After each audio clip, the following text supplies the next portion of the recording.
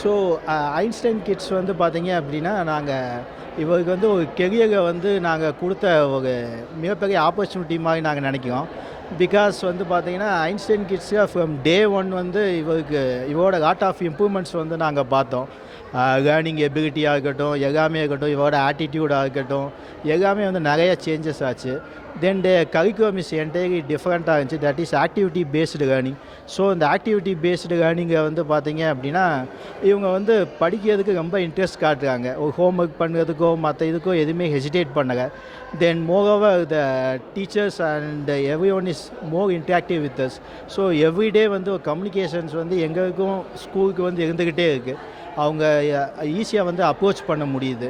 So மற்ற ஸ்கூல்ஸை compare பண்ணும்போது வந்து பார்த்தீங்க அப்படின்னா, இண்டிவிஜுவல் அட்டென்ஷன் வந்து இவங்களுக்கு இருக்குது.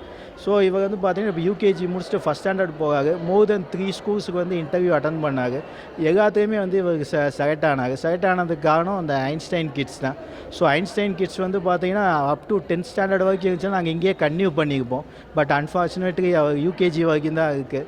So really we will miss Einstein kids international school and all the teachers.